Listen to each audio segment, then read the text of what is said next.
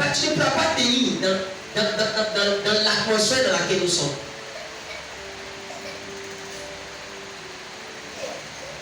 C'est comme quand tu peux venir à l'église un dimanche matin et puis tu es lourd comme ça. Adoration, louange, prière. On dit le Saint-Esprit est descendu. Ça ne te dit rien. Alléluia. Le jour où tu viens et puis tu es comme ça, on peut te dire que tu es dans ta chair. Gloire à Dieu. Si tu viens, tu es bizarre, tu es lourd, tu es là, mais c'est comme si tu n'es pas là. Non, non, non. Il faut commencer à te revoir parce que tu n'es même pas dans l'esprit. Ce qui est né de la chair est chair. Ce qui est né de l'esprit, quoi, est esprit. C'est quelle partie de notre corps qui adore Dieu? C'est l'esprit. On va voir ça. Pendant qu'on descend dans Romains 8.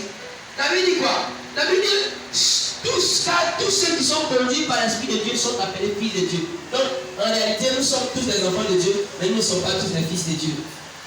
Ceux qui sont conduits par l'Esprit de Dieu, et ils sont fils de Dieu. Mais toi qui n'es pas conduit par l'Esprit de Dieu, tu es un enfant de Dieu.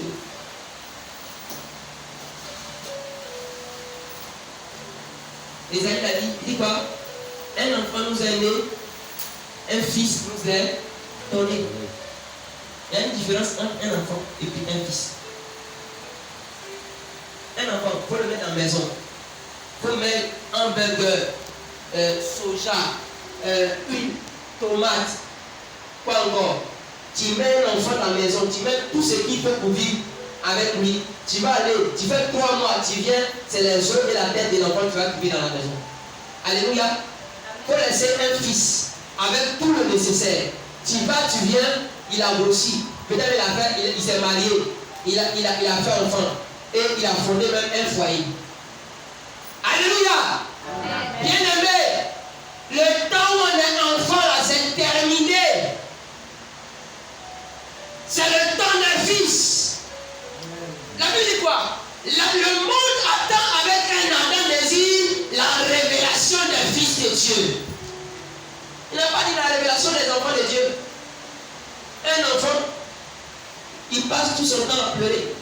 Il passe son temps à gémir. Il passe son temps à faire des choses où quelqu'un ne doit venir réellement nettoyer, laver, sécher. Alléluia. Quelqu'un comprend la différence maintenant? Enfant et puis fils. Donc si quelqu'un te dit, lui là c'est mon enfant dans la foi, c'est pas bon. Hein? C'est mon fils dans la foi. Alléluia. Alléluia. Yeah. Enfant et puis fils. Je le répète encore. Tu mets un enfant au soleil, il va rester au soleil. Si quelqu'un ne va pas le soulever pour le faire venir dans l'ombre. Vrai ou faux? Mets un fils au soleil. Le matin, il est assis là. Mais si le soleil se lève, il va se déplacer. Gloire à Jésus. Gloire à Jésus. Bien aimé, nous sommes à l'église, mais des fois, nous sommes tellement enfants qu'il y a des choses qu'on ne peut pas faire. Mais quand nous devenons fils, c'est pourquoi dans Galates, l'apôtre dit quoi? Maintenant, tu n'es plus esclave, mais fils. Et si tu es fils, c'est que tu es héritier de la grâce de Dieu. Pour être héritier de la grâce de Dieu, il ne faut pas être enfant, mais il faut être fils. Je ne sais pas pourquoi j'insiste.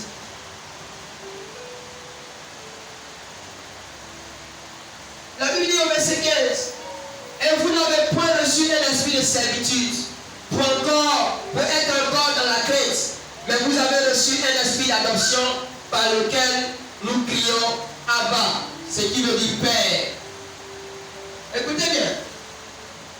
L'esprit lui-même rend témoignage à notre esprit que nous sommes enfants de Dieu. Le Saint-Esprit rend témoignage à ton esprit. Alléluia. Que tu es un enfant de Dieu. Mais jusque-là, tu doutes encore. Tu ne sais même pas que tu es un enfant de Dieu.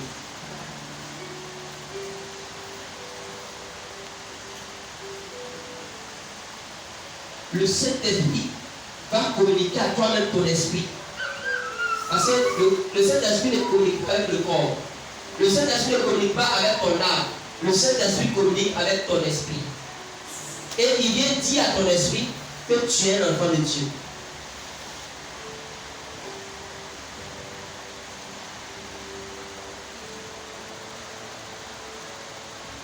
Il dit, oh, si nous sommes enfants, nous sommes aussi héritiers.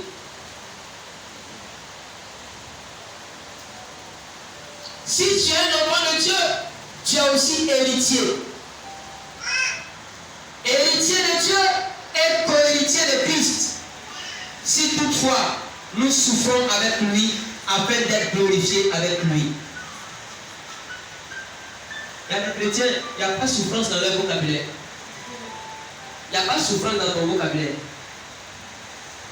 Mais détrompe-toi.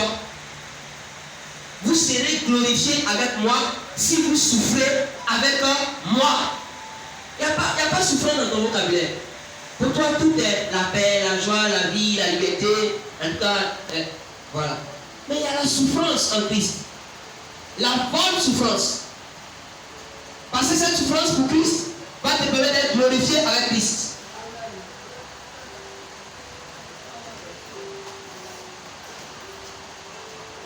Nous sommes là?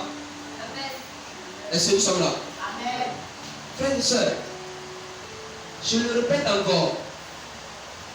Si tu vis, ce n'est plus toi qui vis, mais c'est Christ qui vit en toi, c'est une vérité. Mais la personne qui va t'aider à faire des exploits dans la transformation de ton caractère, c'est la puissance de Dieu. C'est le Saint-Esprit de Dieu. Alléluia. C'est le Saint-Esprit de Dieu.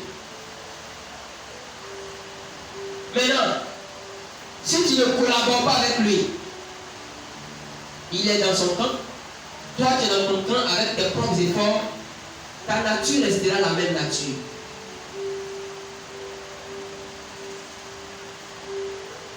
Parce que je sais une chose, le Saint-Esprit peut te dire, toi, tu dois jeûner 3 jours. Ça c'est ce que le Saint-Esprit a dit. Maintenant, toi, comme tu collabores avec la chair, tu dis non. Moi, en tout cas, je n'ai pas prévu ça dans mon programme. Donc, comme je n'ai pas mis ça dans mon programme, à la vérité, cette voie-là, ça ne vient pas de Dieu. Alléluia.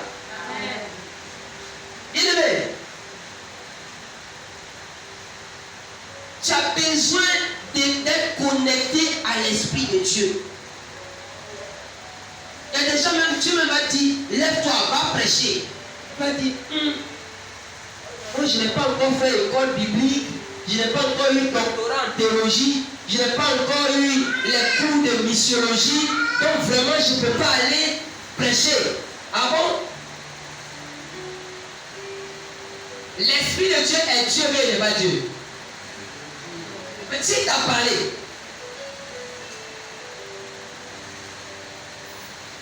Jésus est Seigneur. Alléluia. Alléluia. Amen. Oh bien-aimé. La Bible dit dans le livre de Philippiens, le chapitre 2, le verset 13. Il dit quoi? Il dit car c'est Dieu qui produit en vous le vouloir et le faire selon son bon plaisir. C'est Dieu qui produit en nous le vouloir et le faire selon son bon plaisir.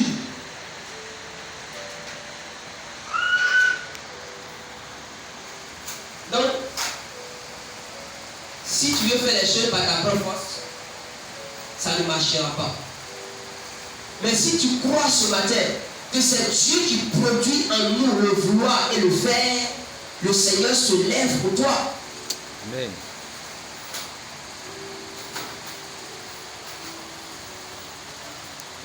Prenez avec moi Acte le chapitre 13, je termine. On va lire le verset 1 et 2. Si quelqu'un a trouvé, vous me lisez ça.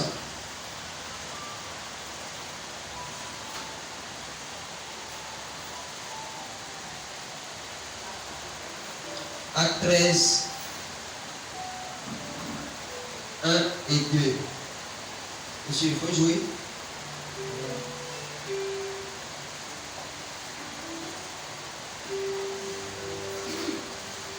Oui. Je lis la parole de Dieu. 1, 2 et 3. Il y avait dans l'église d'Antioche des prophètes et des docteurs. Barnabas, Simon, Siméon appelé Niger, Lucie, de Cyrène, Manan qui avait été élevé avec Hérode, le tétrarque de C'est un test difficile, on dirait. Pendant qu'ils servaient le Seigneur dans leur ministère et qu'ils jeûnaient, le Saint-Esprit dit, mettez-moi à part Barnabas et Saul pour l'œuvre à laquelle je les ai appelés. Alors, après avoir jeûné et prié, il leur imposait les mains et les laissait partir. Alléluia. Il y avait dans l'église d'Antioche des prophètes et des docteurs. Barnabas, Siméon, appelé Niger, Lucius de Cyrène, Manaël, qui avait été élevé avec Hérode le tétrarque et Saul. Verset 2. Écoutez-moi très bien. Pendant qu'ils servaient le Seigneur dans leur ministère et qu'ils jeûnaient, le Saint-Esprit dit, mettez-moi à part Barnabas et Saul pour l'œuvre à laquelle je les ai appelés. Alors, après avoir jeûné et prié, il leur imposait les mains et les laissait partir. Barnabas et Saul, envoyés par le Saint-Esprit, descendirent à Séleucie et de là, ils s'embarquèrent pour l'île de Chypre. Gloire à Dieu. Gloire à Dieu. Bien-aimés, vous voyez, lorsque une communauté est connectée au Saint-Esprit, il n'y a que des merveilles et des merveilles. Je le dis à tout le monde, tant que tu vas rester indifférente, tant que tu vas rester indifférent, tant que tu ne vas pas chercher à être plus sensible à la présence de Dieu, tu vas voir que tout le monde sera béni autour de toi, mais toi tu vas rester même chose. Gloire à Dieu. Gloire à Dieu. La Bible dit, le peuple de Dieu était en jeûne et prière. La Bible dit, les serviteurs de Dieu étaient en jeûne et prière. Mais pendant qu'ils jeûnaient et ils priaient, le Saint-Esprit s'est révélé à eux. Et il dit, mettez-moi à part Barnabas. Mettez-moi à part Paul également. Mettez-les à part. Bien aimé, ils étaient un nombre, un grand nombre. On les a cités. On les a cités. Mais pourquoi Dieu peut dire, le Saint-Esprit dit, c'est les deux-là, mettez-les spécialement à part. Ça veut dire clairement que, bien aimé, nous avons besoin de dresser nos oreilles à l'écoute de l'Esprit de Dieu. Dieu ne veut pas combiner, mais Dieu sait qui est sensible. Dieu sait qui est disposé. Dieu sait qui n'est pas disposé. Mettez-moi à part Barnabas et Saul pour le ministère pour lequel je les ai appelés. Souvent nous pensons que c'est un jeu. Non, ce n'est pas un jeu. On a besoin de se disposer. On a besoin d'écouter Dieu. On a besoin d'obéir également à Dieu. La Bible dit, le peuple n'a même pas discuté. Ils les ont pris, ils ont prié pour eux, ils leur ont posé la main et ils leur ont dit, allez-y. Tranquille. Quelqu'un m'entend? Si nous restons dans la chair, nous allons faire les œuvres de la chair. Mais si nous restons dans l'esprit, nous allons faire les choses de l'esprit.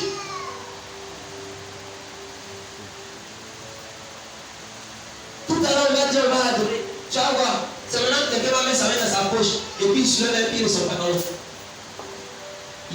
C'est maintenant à sortir la démarche. Bien aimé, tu es venu chercher Dieu ou tu es venu pour tu veux prier et ta chaussette. Ça, c'est pas mon problème. Tu es venu pour chercher Dieu ou tu es venu pour faire tes émotions. Non, tu ne pourras pas être visité par le Dieu vivant que nous servons. Si dès que tu rentres dans la maison de Dieu, dis-toi que le Saint-Esprit est présent. Dis-toi que Dieu est là. Et Dieu est capable de changer en un instant ta vie. Tu vois, tu es là, puis tu es là. Tu penses que ta destinée est dans la paume du pasteur. Non. Bien, il faut que toi aussi tu payes le prix qui est à ton niveau à payer. Tu veux naître de nouveau. Tu n'es pas sensible à l'Esprit de Dieu. Tu n'es pas disposé. Tu t'en fous. Alors, tu vas rester la même personne. Comment on peut savoir que tu es la même personne? On saura que tu es la même personne quand de janvier à décembre, tu es même chose. Tu es même chose en tout. Non, à Dieu. Si en décembre, quelqu'un ici reste la même chose, on va faire ton bilan. Je vais faire un effort pour chercher quelqu'un pour bien te chicoter. Et puis, les choses vont évoluer. Alléluia. C'est juste une parenthèse. Mais bien aimé, faisons confiance à qui? À l'Esprit de Dieu. Moi, aujourd'hui, quand je vois Isabelle, je suis content. Ma fille, est-ce que tu peux te souvenir de Abraham, comment tu étais? Et puis maintenant, comment tu es? Regardez ce monsieur-là. En 2018, je crois bien, c'est ça, 2019. En 2019, si tu le voyais, mais je suis content. Ça veut dire que, au moins, il y a des gens, quand je les regarde, je sais que mon Dieu fait un travail. Amen. Je ne parle pas des anciens, vous les anciens, vous êtes déjà. Alléluia. Amen. Quand tu les vois, même si vous êtes trois, mais tu es content. Pourquoi? Parce que tu sens la manifestation de Dieu. Même Marina, mais quand Marina venait au début, Marina était tout triste. Même si elle ne veut pas laisser la tristesse.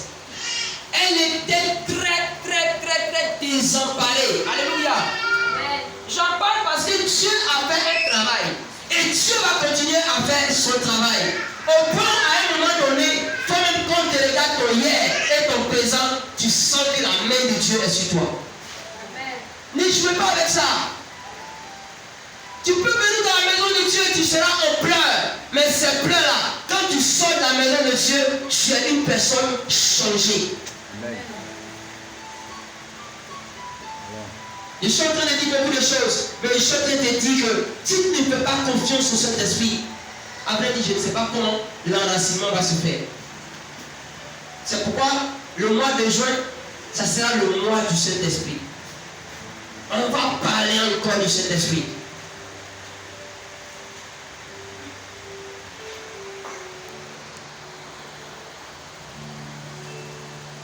Tu viens dans la présence de Dieu, on dit on va adorer. Il faut oublier que tu es dans une maison. Il faut oublier. Envoie ton esprit vers l'Esprit de Dieu. Tu vas voir. Tu vas voir. Ce que tu n'as jamais expérimenté, c'est ce que tu vas expérimenter. Mais les gens aussi, ils sont tellement têtus. Ils luttent avec l'Esprit de Dieu. Alors que Dieu veut les amener à une autre phase de leur vie spirituelle. Quand c'est comme ça, tu étouffes tout. Est-ce qu'on peut se tenir debout?